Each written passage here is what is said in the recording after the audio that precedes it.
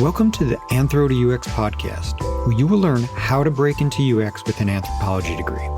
Through conversations with leading anthropologists working in user experience, you will learn firsthand how others made the transition, what they learned along the way, and what they would do differently. We will be discussing what it means to do UX research from a practical perspective and what you need to do to prepare a resume and portfolio. I'm your host, Matt Artz, a business anthropologist specializing in design anthropology and working at the intersection of product management, user experience, and business strategy. Let's get started. Hi, everyone. Welcome back to Anthro to UX. I'm Matt Artz. I'm here today with Anthony Shenoda. Anthony is a senior UX researcher at HubSpot. He was previously at REI, where he did CX research, and then later after that at Anthro where he did user UX research again. And we'll talk a little bit about all those experiences, the transition from CX to, UX, and maybe between Anthro, which is an agency, and HubSpot, which is a product company. But before we get there, Anthony, would you mind kind of telling everybody how you came into anthropology? No, I don't mind at all. Thank you, Matt. And thanks for asking me to do this. I really appreciate it. And Pleasure. I'm excited to chat with you about this. So I came into anthropology sort of the way I come into many things, which is somewhat accidentally, I suppose. As an undergraduate at Oregon State University, I was studying geography, although I had a keen interest in people, but it was a very physically oriented department. So it was more, geomorphology, cartography, these sorts of things. And I hadn't heard about anthropology or known anything about it at that time. But I ended up taking a philosophy course that was about what's often referred to as the ne-Zapatista movement in Mexico. This was a sort of indigenous uprising in the early 1990s. And I really fell in love with that, just reading the communiques of this group of people and so on. And I just realized, one, I really wanted to work in Latin America, Mexico in particular, and two, I was definitely interested in people and what people are up to. So I went on to do a master's degree in Latin American studies, and that's where I was introduced to anthropology more formally. And in fact, it's very clear in my own mind what got me into anthropology, and that was reading a book by Professor Ana Maria Alonso at the University of Arizona, which is where I did that master's degree, called Thread of Blood, which was a historical anthropology on the Mexican Revolution.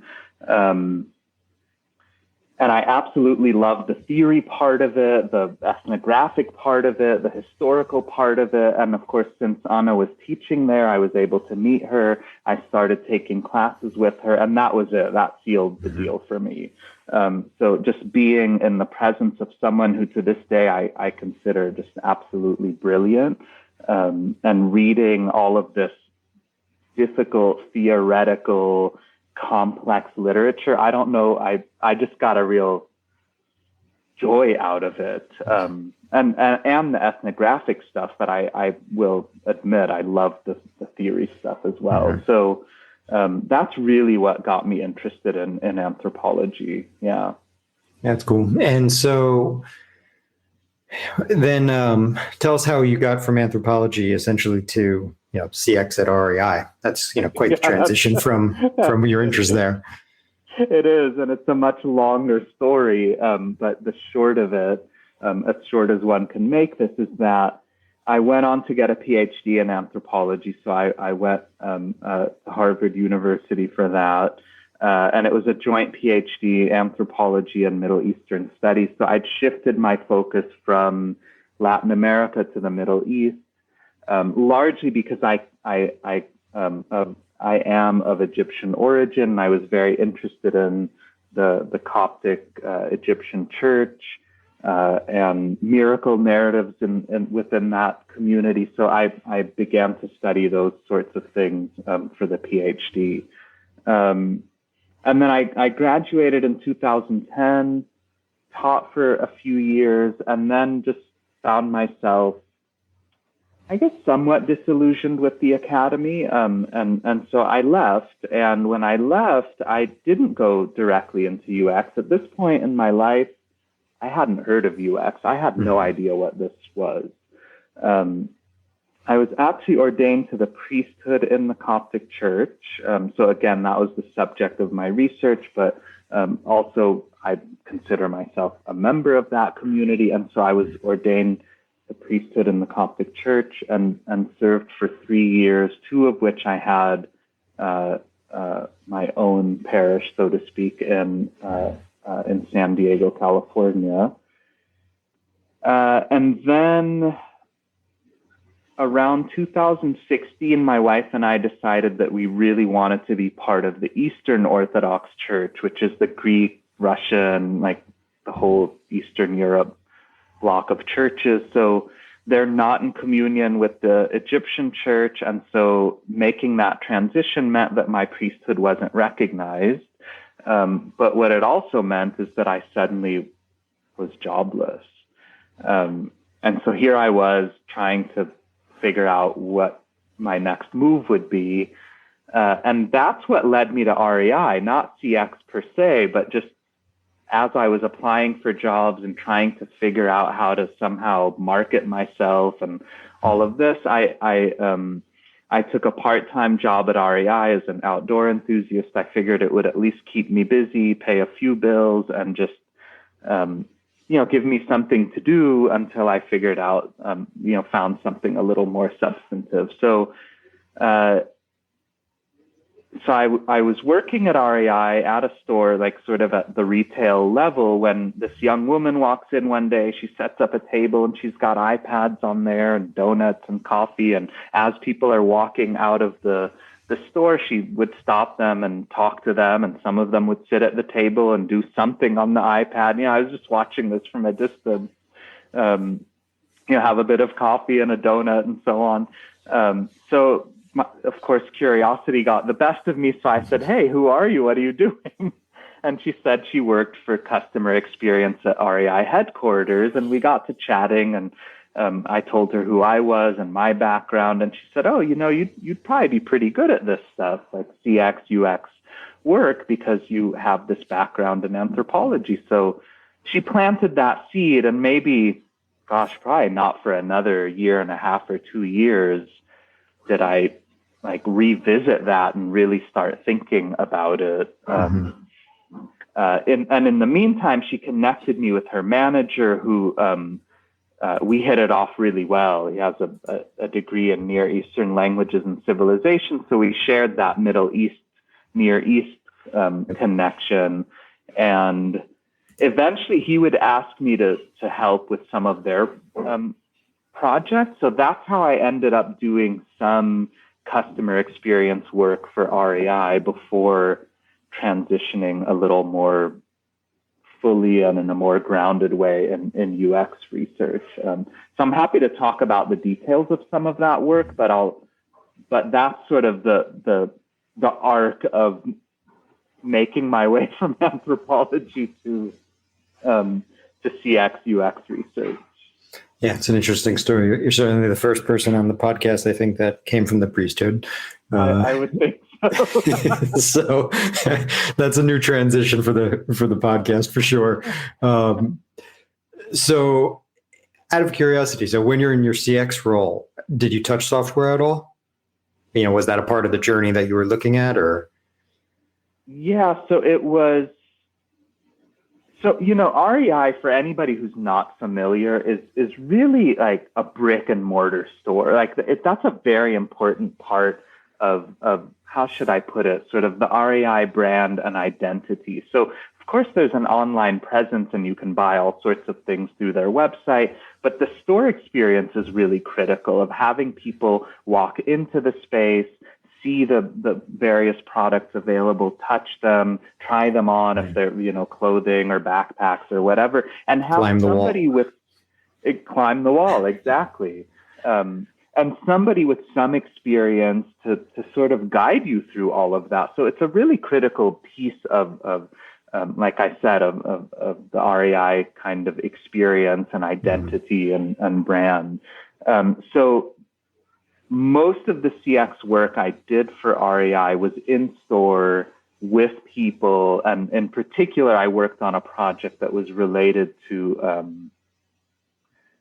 a program that they'd launched not too long before I started doing the research on this. And it was basically like a personal outfitter program that somebody could make an appointment, go into the store and have 1 hour to 2 hours of just one-on-one time with an REI employee to get outfitted for a trip that they were going to take. So there was no like software, anything involved with that, frankly. I did work a little bit on one of the software products that REI employees use, like to track what's in stock and the prices and colors of things and so on. Like it's a handheld device that people can access and when they're working with a customer.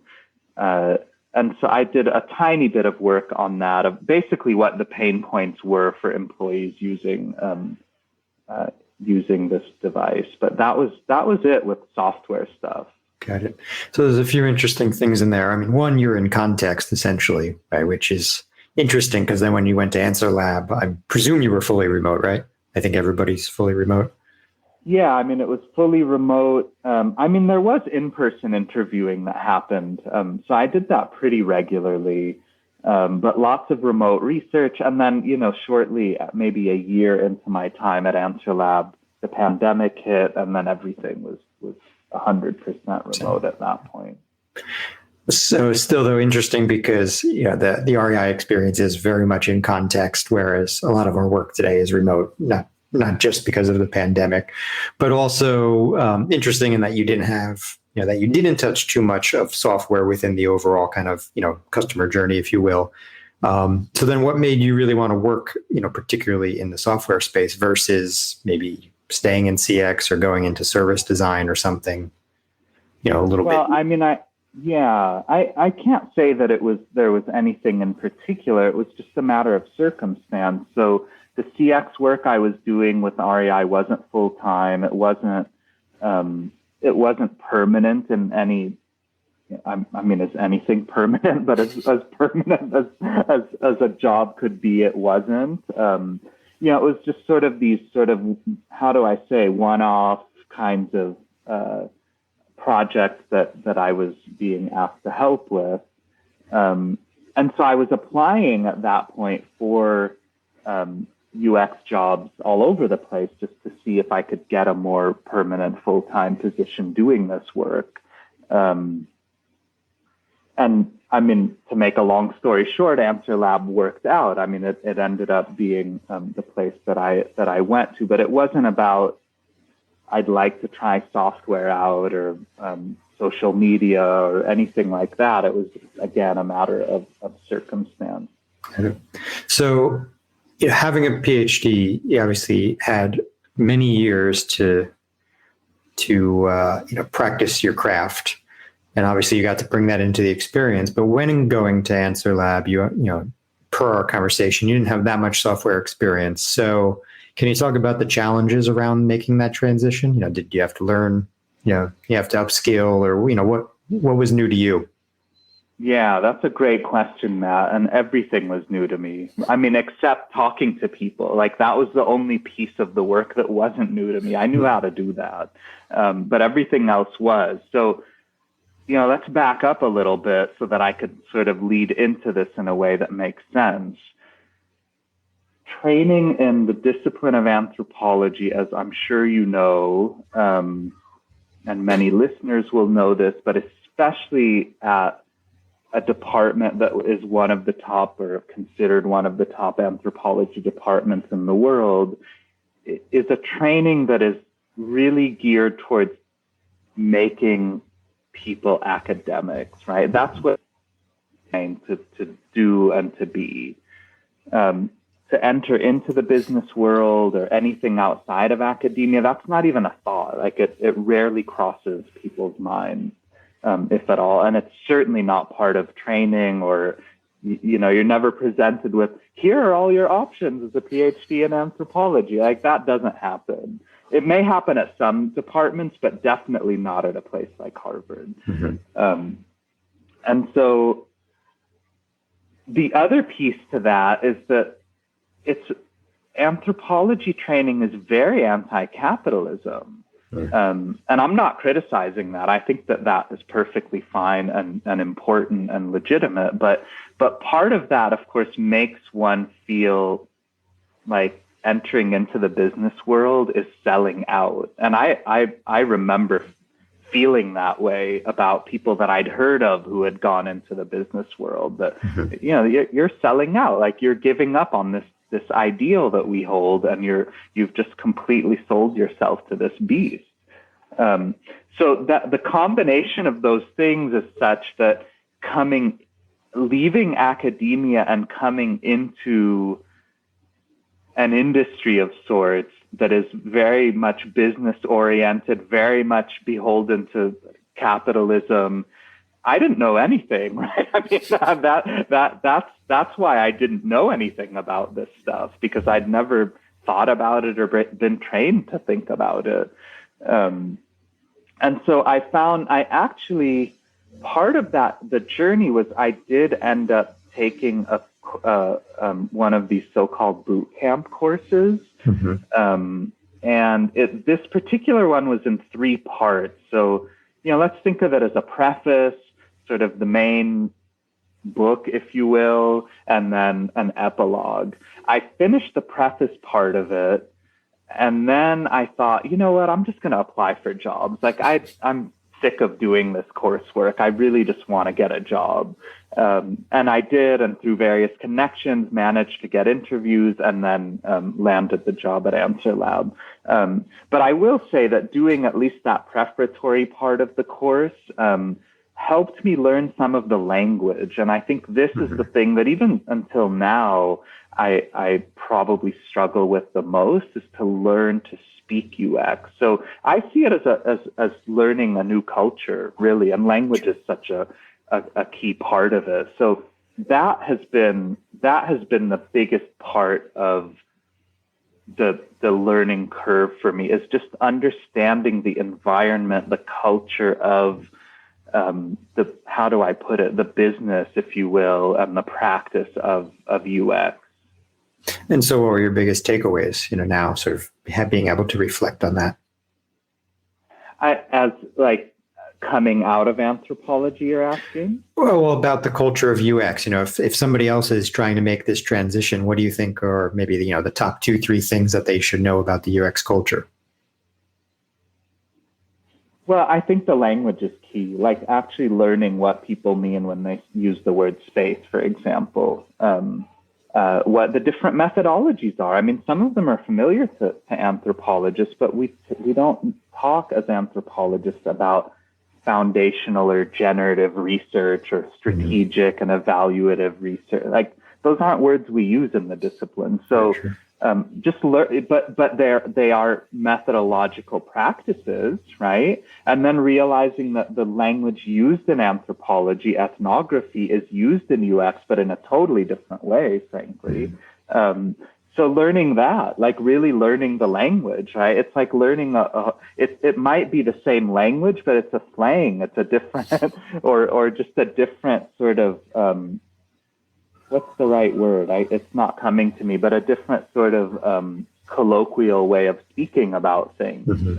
So to me, that seems key, is just learning that, because once you know how to speak to people, then you can have a conversation with them. But until you learn that, it's really hard to converse. Not impossible, but it's hard. So I think that's probably the biggest takeaway. And then I guess one other takeaway is learning how to report in a business world. And I know that you interviewed Lisanne Norman recently, who's a very good friend of mine. And I remember she mentioned this when she spoke to you, that the reporting piece is difficult when you come into this world from anthropology, or even from academia more broadly, where you explain everything. You're accustomed to writing in prose and so on. And so learning to write in bullet points is difficult, it turns out. It's like you think it was easy, but it's not.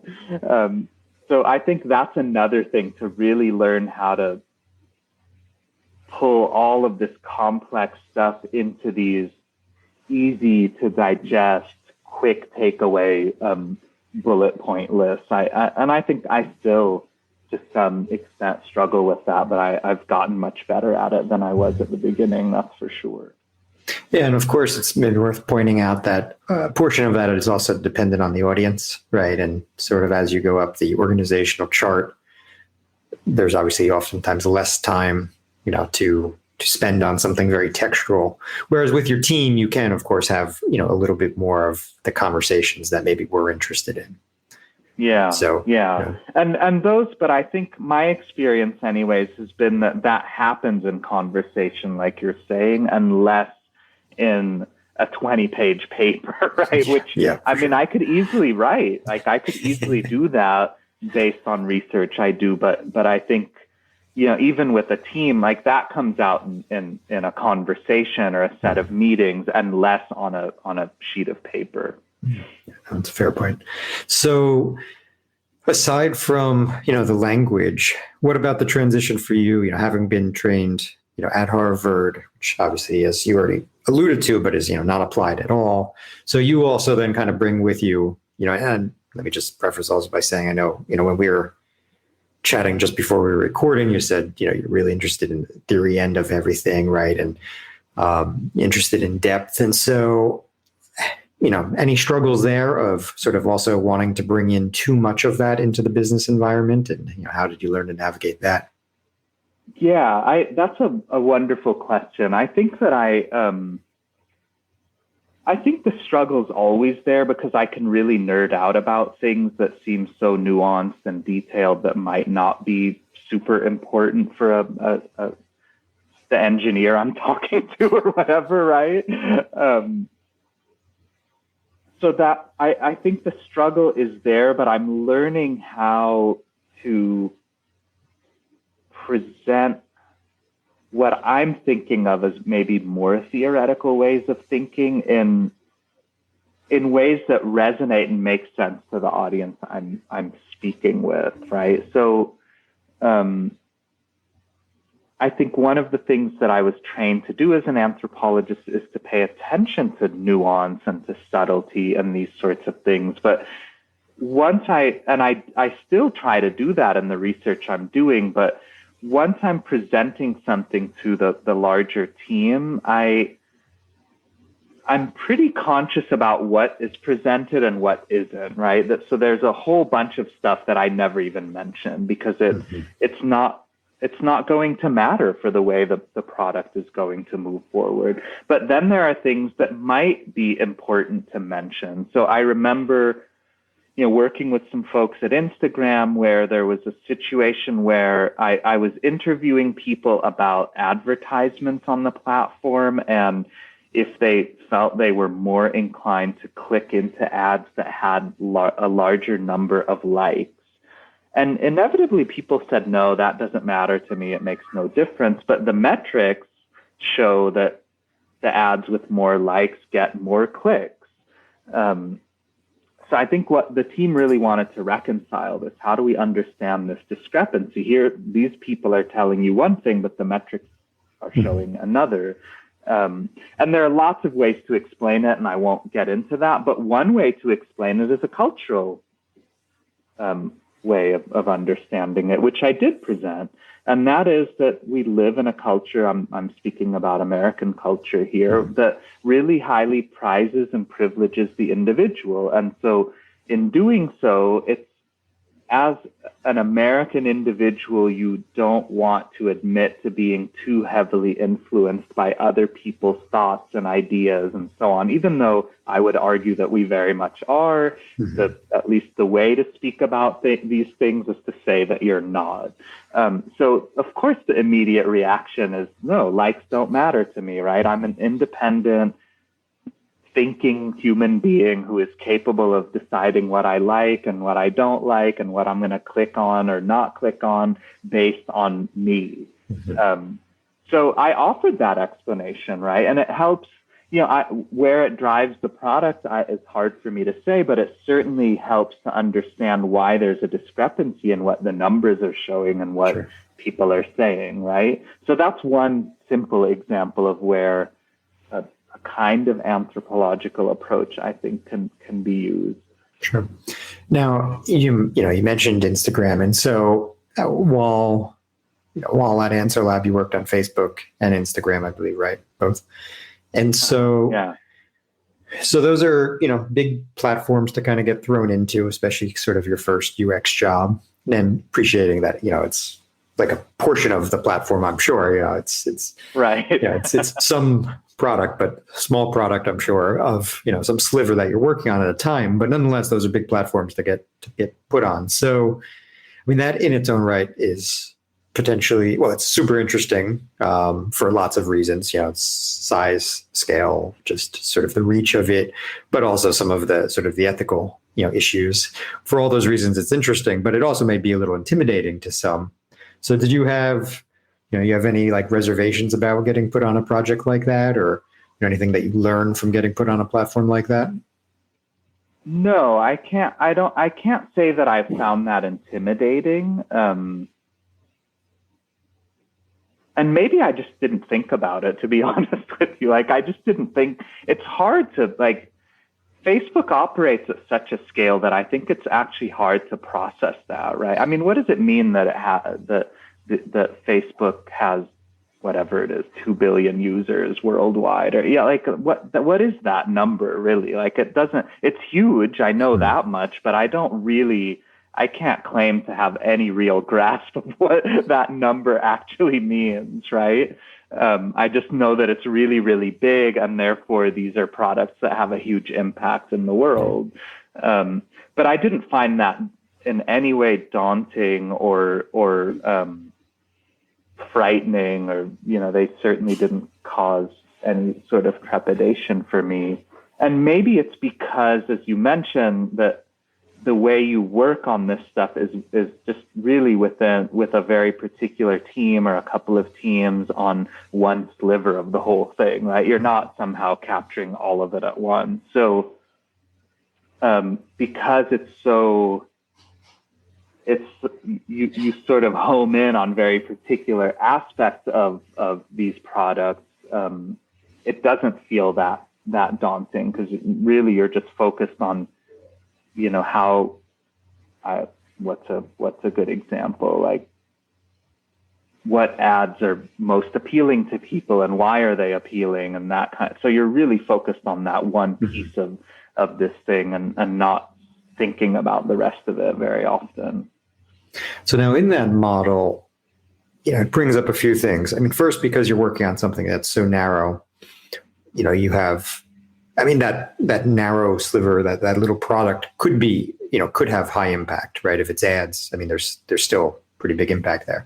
But you're right, it is narrow, but you're also at Answer Lab, you're in the agency model. So you're sort of, presumably doing your research, sort of, throwing it over the wall, or reading it out, giving a readout, presenting your insights, but sort of then throwing it over probably to the, the team there to really run with it. Maybe, I don't know, maybe you see it again, maybe you don't. But that is, not, it sounds like the opportunity where, you're just sort of moving from one to the next, like classic agency work. And so you might not get to see the outcome of, what you find or what you might recommend. Right. And so, there's pros and cons with that. And in HubSpot, you're now in a product company where, I don't know the size of the team there, but presumably, obviously you're working on a product over a longer period of time. There might be more opportunity to work with, other UX researchers on the product. So the dynamic is very, very different. Also, I guess in the world of Facebook, they have the internal team, plus they're outsourcing, and maybe they're even outsourcing to multiple partners, right? And so there's maybe, I'm going to assume, and correct me if I'm wrong, but probably less cross-pollination, less sharing of research, less just sort of global understanding of all of those findings.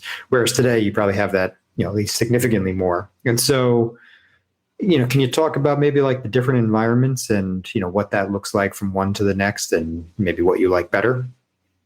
Yeah, sure. So I think, as you mentioned, with the in the context of an agency, it is more of a situation where people come to you with particular bits of research that they'd like done. They have particular projects that they want some input on. And as a researcher, you try to understand as best you can what the product is, what it is that they want to learn, who they want to be talking to. You do all of that, and then you present the findings to the team. And the team could vary depending on where the product is in its development. It could just be to another researcher. In this case, in my case, it would have been at Instagram, Facebook. Or it could, if the product is further down the pipeline, then you're going to have product managers, engineers, designers all involved in these conversations. And then, as you mentioned, you let go of it, right? Like they take it and they do whatever they're going to do with it. On occasion, I would be working more long-term with the same team, so I would get to see new iterations and continue to help with that research, and in a couple of instances, even see the launch of a product that I'd done research on. But I think that isn't super common in the agency world.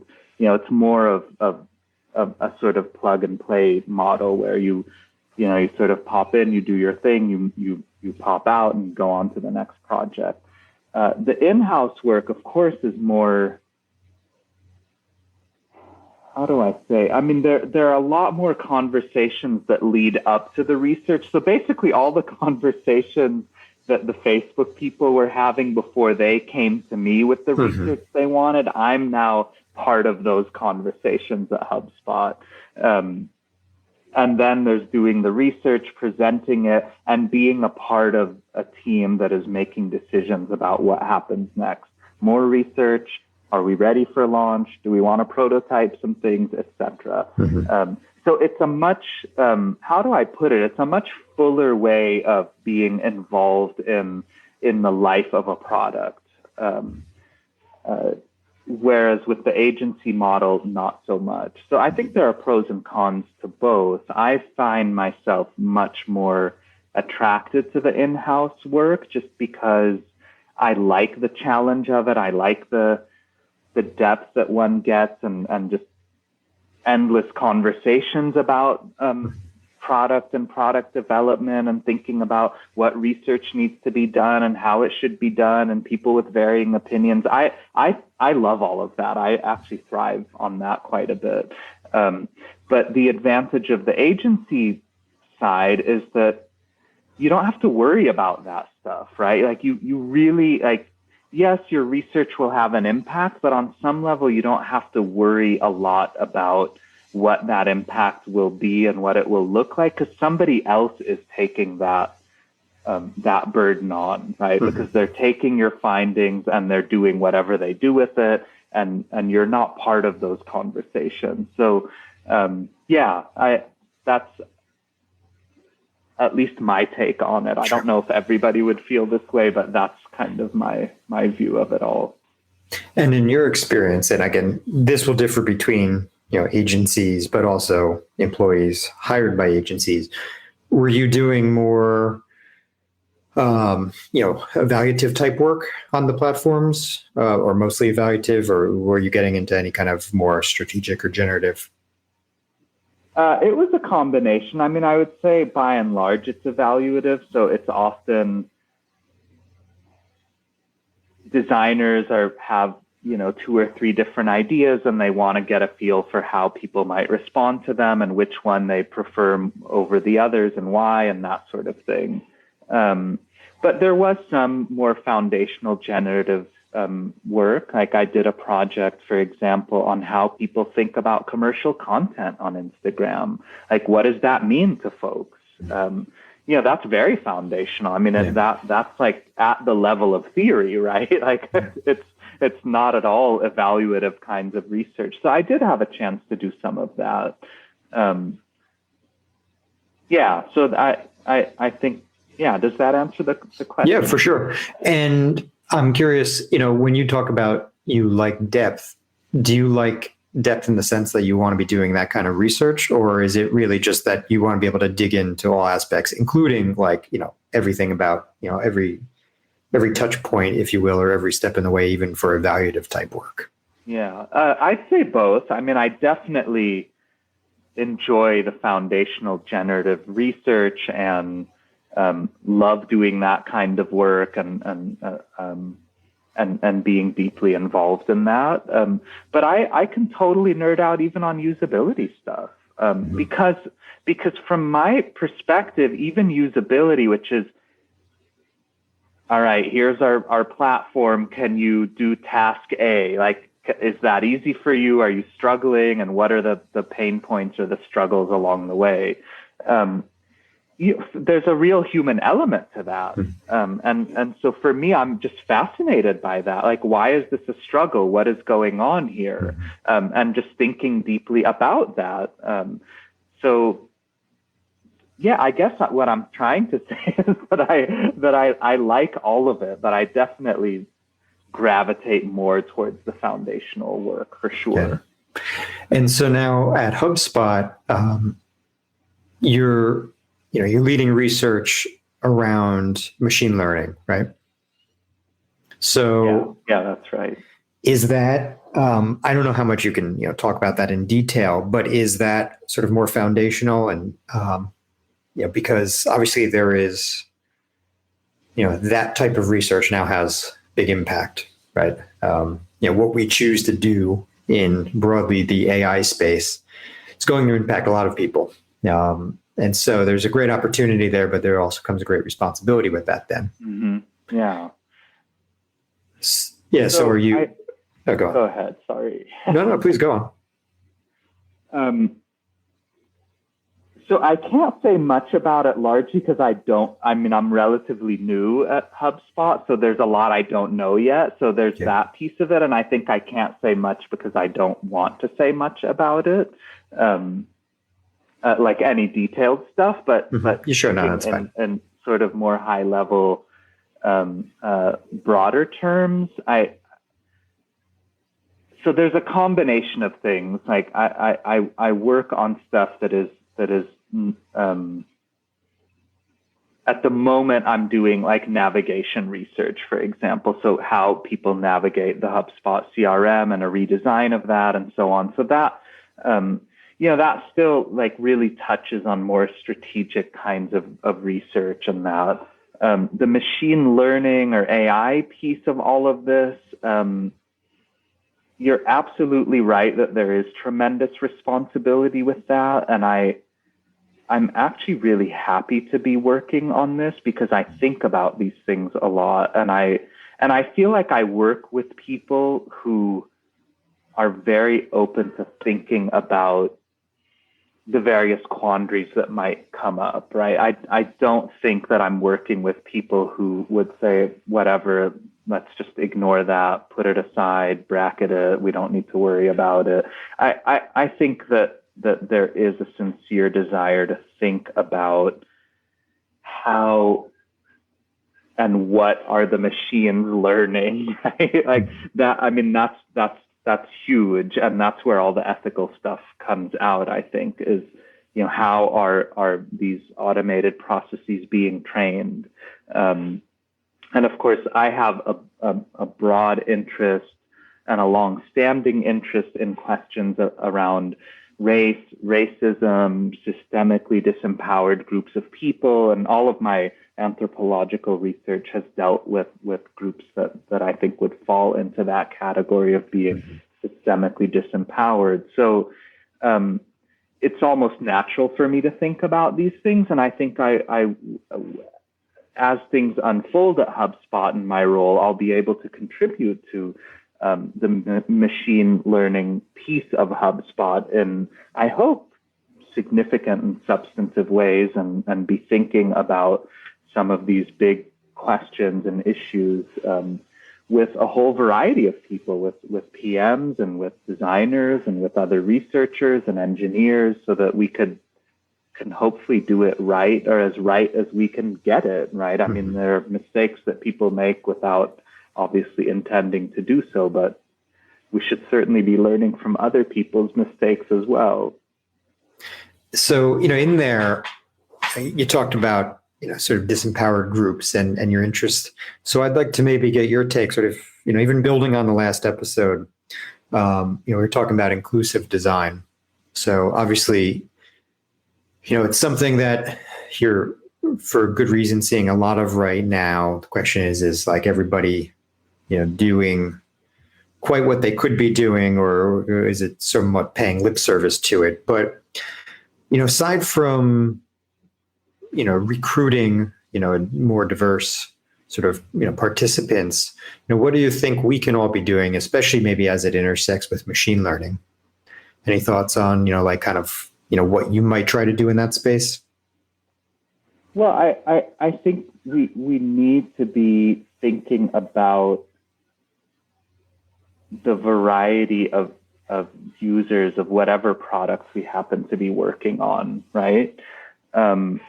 And what that means. So, I was speaking with one of the designers I work closely with the other day, and he mentioned, even thinking about navigation. If somebody like natively reads from right to left, for example, how does that impact the way they interact with navigation on a page that's all in English, or any other language where the reading goes from left to right? That seems so small and so subtle, but it's really an important way of understanding other humans and how they interact and engage with things. So, I'm happy to be working with folks who think about this stuff, and I think that that's precisely it. That it's not, one, recruiting a diverse group of participants in research is critical, but it's only critical if you're actually going to listen to them and take seriously where they're coming from. And I can say that I think in some instances that doesn't matter a lot for what one is trying to do. Like, do you prefer the blue button or the red button or whatever, right? That's a dumb example, but sometimes that it's hard to really clearly show where that cultural difference is in that sort of research. But there are times when it does matter, right? What sorts of businesses are people interested in supporting, and why, and how are those presented to folks in a way that really resonate with them, and why are certain images more attractive to some people than others, and all of that I think is critical to take account of, and I think that increasingly is becoming a part of machine learning, right? Obviously, facial recognition software needs to get up to speed with this sort of thing. So I don't know. I mean, again, I don't know the details of exactly how I will be contributing to this at HubSpot, just because, again, I'm relatively new there. But these are sort of vaguely and broadly speaking some of the thoughts that linger in my own mind, and I think in some of my colleagues' minds. So we certainly want to be attentive to the subtlety of difference, because I think especially with machine learning, that is going to make a world of difference. From your perspective, as somebody who's now came from an agency and is now in a product company, be curious to know like what you would be looking at or what you would find interesting, because in the agency model there are certain skills that are beneficial, which, I mean, you can make the argument that a lot of these skills might be beneficial in either environment, but there's there's a different cadence, right? There's there's just a sort of a different approach of sort of doing these quick research projects, selling it to to the client, sort of moving on, almost to a degree where it's like there's a little bit of like business development sort of in mind, kind of involved in that. Whereas in the product, it's not to say that you don't have sort of stakeholders that you're sort of cultivating and everything else that are engineering, product, whatever it may be. But it's a different role. And so where I was gonna go with that was I was curious to get your input on like, what you might be looking for in a resume, and sort of would it differ almost between those two environments? I don't know if it would differ, just because I'm a very strong proponent of diversifying the workforce wherever that happens to be. So I'm not sure. And by diversifying, I certainly mean sort of ethnic, racial identities, gender identity, so on, but also skill and where one is coming from. Because I think all of us, our backgrounds and our histories play a role in the present work that we're doing, and that's part of a diversity of the workforce. So I don't know that I would look for anything in particular at HubSpot that I wouldn't have wanted to see at Answer Lab, just because I think there's a value in having, people who come from a whole variety of backgrounds. So, the skill part to me is one piece of it. And frankly, it's a pretty small piece of it because there are plenty of people out in the world who have the skills to do this work. I think it's the stories people are coming with that are valuable and important here.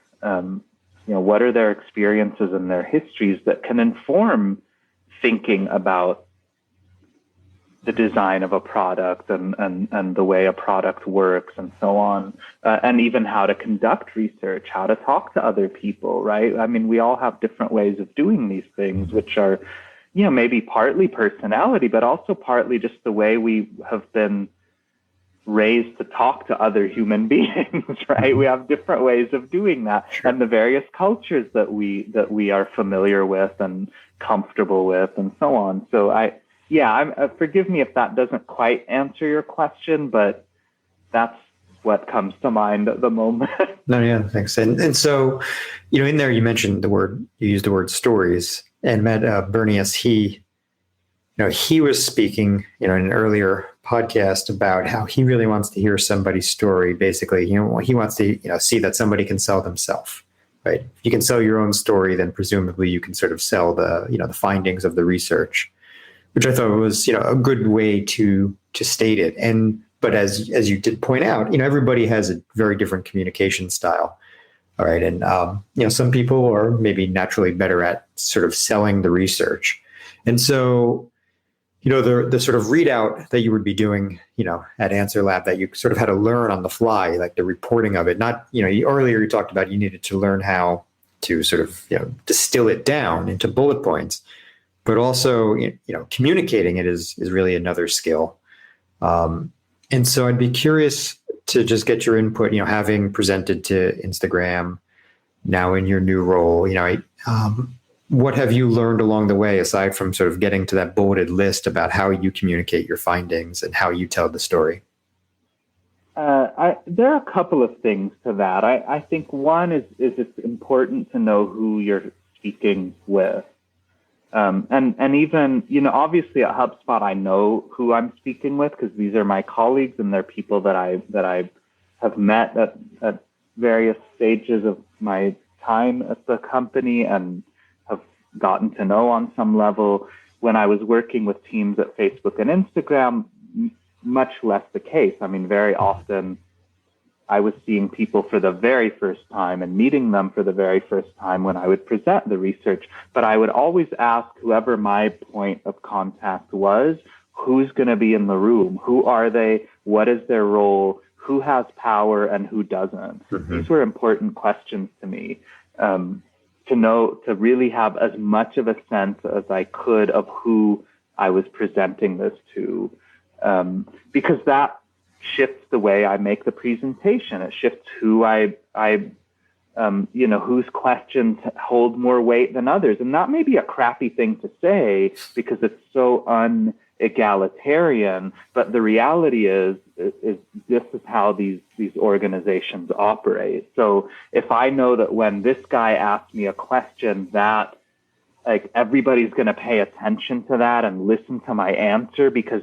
he asked the question, but when this other dude asks, for whatever reason, people don't care as much. I need to know that. And it's not because I'm going to make sure I answer his question and not this other guy's question. Sorry that these are all male examples. But at any rate, that's not the rationale, but it's because I'm trying to understand the dynamic that is at work there. And yeah, I can say more about that, but I think I'll leave it at that. I think the one thing I want to address is I think my take on Matt's approach with the storytelling is that's a little too utilitarian for my liking. Like when I say I want to know a person's story, it's not because I want to know how they tell a story, but I want to know who they are. I want to know their story, not how they tell a story. I'm less interested in the presentation part of things because everybody has different ways of doing it. And if we're willing to pay attention and kind of listen to what a person is saying, then we're going to learn, I think, what we need. And if we're willing to ask the questions, we'll get what we need out of the way they present. And, some people are just more gifted storytellers than others. And I wouldn't want to sort of privilege that over someone who, say, is presenting in an English language speaking world, but English is their third language, right? Like it's just not fair and not right to do that. And I'm not suggesting Matt was saying that. I highly, highly doubt that. Yeah, I doubt it as well. But But I'm just saying like that.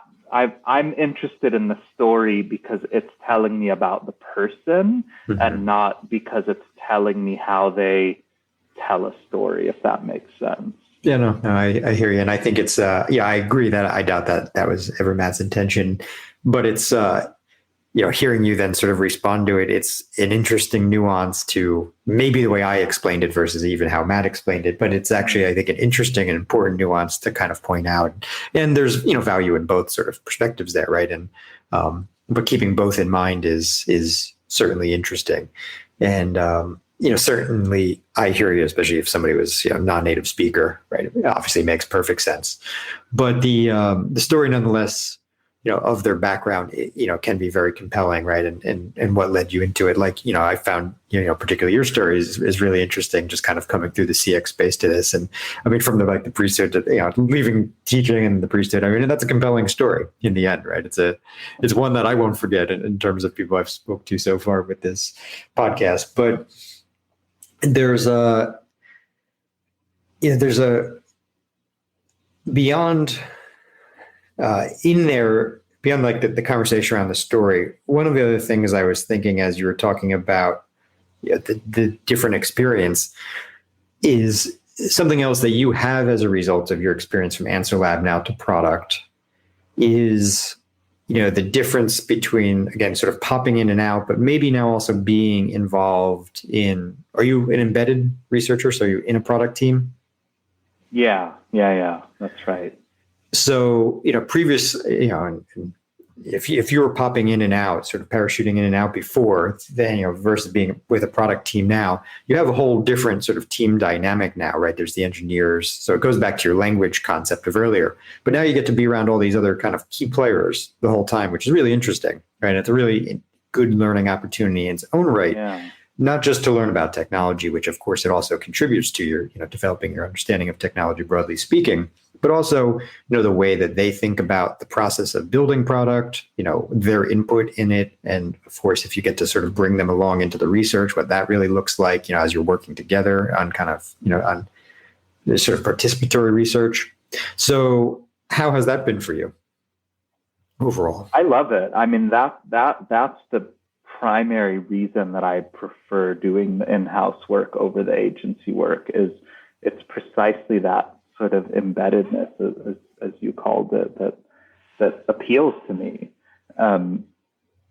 because what it does is it allows me to understand what actually goes into the making of something. That there are so many players involved and so many, how do I put it? I don't know. So like restrictions and things that are like hemming all of this stuff in, that I think are just really fascinating. Like one can be frustrated by this, right? To maybe make a recommendation and have an engineer say, no, that doesn't make sense for X, Y, Z. I don't find that frustrating. Like, I don't think, how do I put this? I feel like what I have to say much of the time isn't so critical that everybody has to take it seriously and embrace it and accept it and do what I'm saying. I don't like, maybe every once in a while I would really put my foot down on something, especially if it was related to sort of ethical, moral kinds of questions, right? But aside from that, like, I'm pretty open to being challenged and to thinking differently and more deeply about what I'm presenting, such that I think having that variety of voices is really, really important, right? I mean, I think it's critical to hear from an engineer that, hey, this sounds great, but this is impossible for us to build, right? Like, you need that kind of that perspective. Right? I mean, because the engineer isn't thinking about the sort of the bells and whistles of things or the aesthetics of things, but like the practicality of building the thing and allowing it to materialize. So I really enjoy learning that kind of thing. So I guess what I'm trying to say in short is that I see being embedded in a team of a variety of people as a learning experience. And it's also, and I hope my colleagues, if any of them actually listen to this, don't take this the wrong way, but it's like, there's a sociological experiment going on here. It's an opportunity to study. A bunch of different people with different backgrounds, with different areas of expertise coming together to try to make something happen. And it's pretty remarkable that things do happen and things are created as a result of all of these differences coming together. So I just find the whole process really interesting is what I'm trying to say. So maybe I should just leave it at that. And if you have any follow-up questions about it, I'll be happy to address them. Well, what I'd like to do is maybe pivot, given your experience and this sort of recent transition, we've spent a lot of time just talking about the difference between agency and product, which I haven't really had the opportunity to spend as much time on previously. So somewhat staying on that thread, but like maybe pivoting to, some sort of recommendations for anybody who's listening. I'd be curious to hear what you might recommend. Like, if somebody, how would you steer somebody if you were mentoring somebody and they came to you, why might you tell them to go to an agency versus a product organization? I know we spent a lot of time on why you like a product organization, and for those reasons, you might recommend to others they do the same. But for those who are listening and trying to decide, do I want to be an agency? Do I want to be product? How might you help somebody figure that out? Yeah, so I think one of the biggest advantages of agency life is that you potentially get exposed to a whole variety of industries and projects. Now, I happen to work entirely in my agency experience in social media and Instagram, Facebook, and that. I think that is relatively unique for the agency world. So my specific personal experience, I think, doesn't translate. But the more common experience is that you're working maybe in social media, maybe in fintech, you're doing automotive stuff. Lots of different possibilities with agency work, depending obviously on the agency and its clientele, but there is the opportunity, I think, to be exposed to a wide variety of industries. And the advantage of that is, with that exposure, if one were to decide at some point in their career that they wanted to go in-house, maybe there's a specific area or industry that they would really like to work in.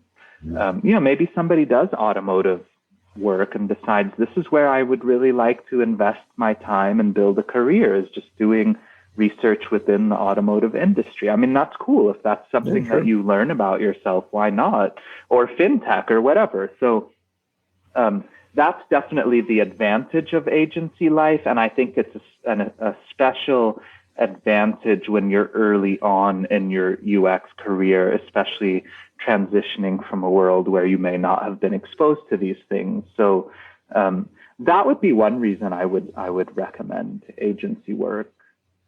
But, there's also the fact that we don't have a lot of control over these things. And when you're looking for a job, you apply for a bunch of things and you may just end up taking whatever you get and just dealing with it, right? So there's that very sort of practical real world element to all of this. But if you're in a position to really choose, then the one big advantage of agency work is that exposure to a variety of industries, and that may very well be worth pursuing if you want that exposure that you're just not going to get if you go in-house. You simply won't, or maybe in rare circumstances you would, but I think in general not the case. Sure. Yeah. And seeing as you spent so much, I know you said you did some in-person interviews, but since AnswerLab is, very much sort of a remote model, and of course now you're remote, anything that you've learned through that experience that was just sort of very different than, say your PhD research that you think is worth calling out, whether it's tools or just, ways of approaching that research, anything that you found over the past, 18 months that's particularly interesting? Yeah, I would say that, I certainly learned, I think as much of the world learned, that you can get a hell of a lot done remotely. It's pretty remarkable. And we've become, I think, really, there's been a ton of ingenuity in terms of methodology and how to do things remotely. So there's a lot we can do remotely. And I think that's great. And it gives people an opportunity to, in many instances, to live where they want, or maybe they just can't move from where they are, even if they want to, or whatever one's circumstances are. And as companies open up to remote work, I think it also allows for a much wider diversity of employees. And you can also attract incredible talent, right? You might have somebody in Atlanta who's just phenomenal, does not want to move. Family's there, a life is established there, kids are in school there, whatever. If the remote option is there, then you might actually be able to get them. So there are lots of advantages. Having said that, I think the biggest disadvantage, in my opinion, is that human connection, which you can have virtually, but it's not the same. Sure. There's just sort of that, I don't know, the everything about a human being that is human in the flesh is missing in the virtual world. Like, I don't know how tall you are, for example, and you don't know how tall I am, right? I just can't tell. And,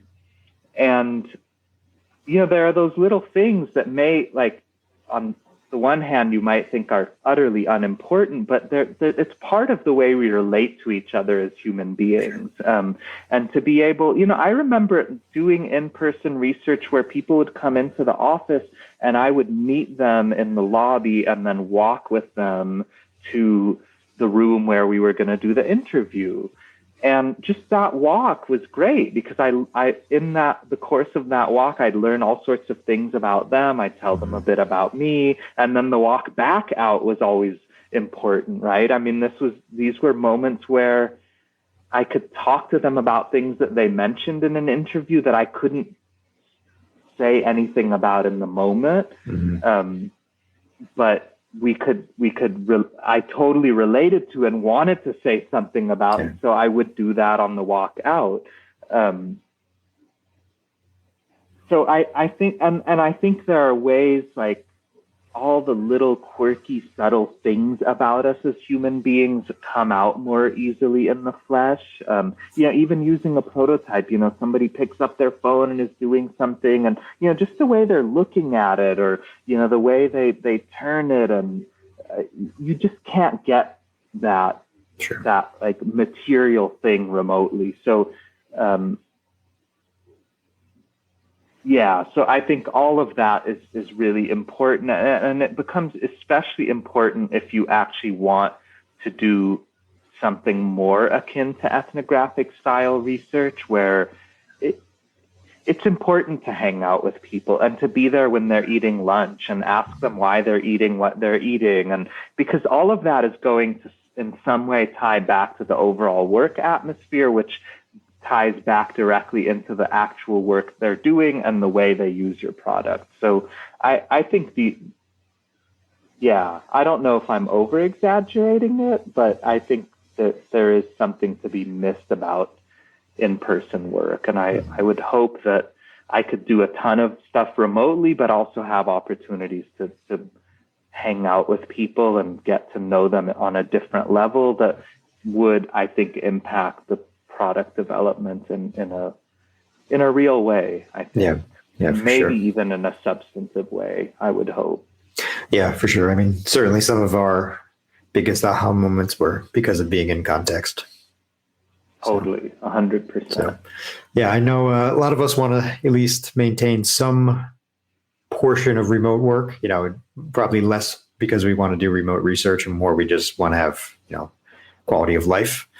But, that's probably the non-research, or for many of us, I imagine that's the non-research portions of the role that we want to be remote, and then let some of the research at least be in person. But so, we'll end it there. Other than, where should people find you, and is there anything you want to plug? So I'm on Twitter. I don't tweet very much or do much on it, but I'm there. And if somebody were to send me a message, I would see it and read it and respond. And I'm on LinkedIn. That's it. Like, no other social media, nothing else. So don't bother with Facebook or Instagram. You won't find me there. But like I said, Twitter, LinkedIn, definitely.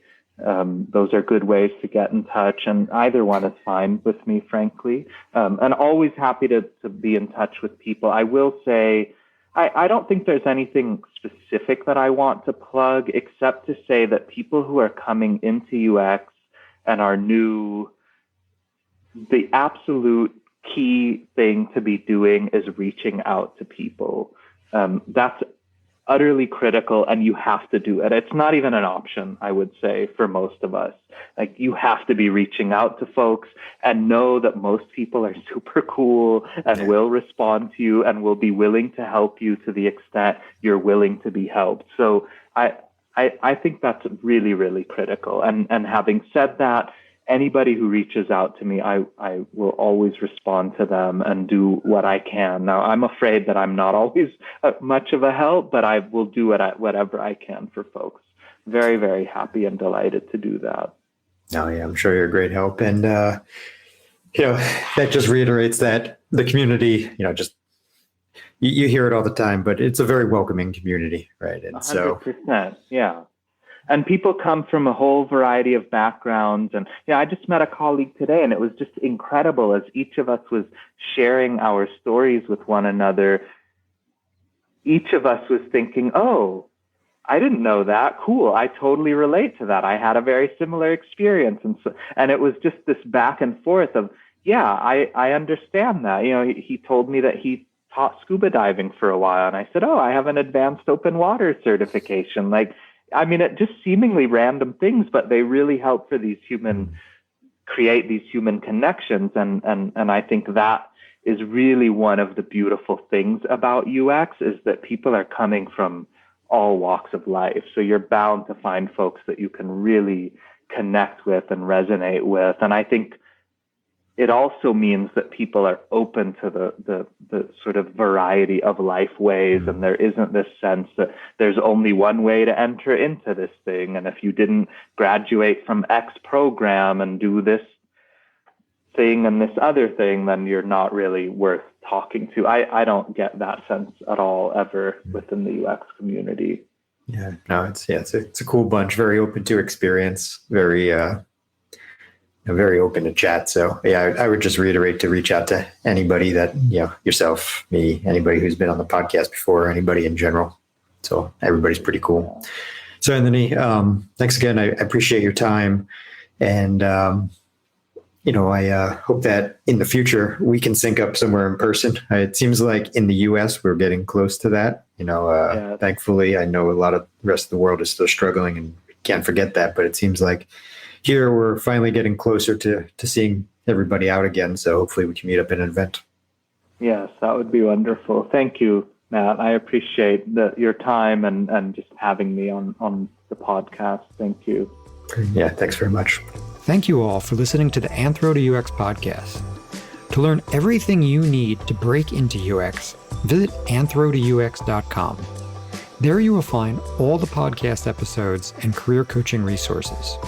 Please like, share, and subscribe. See you next time.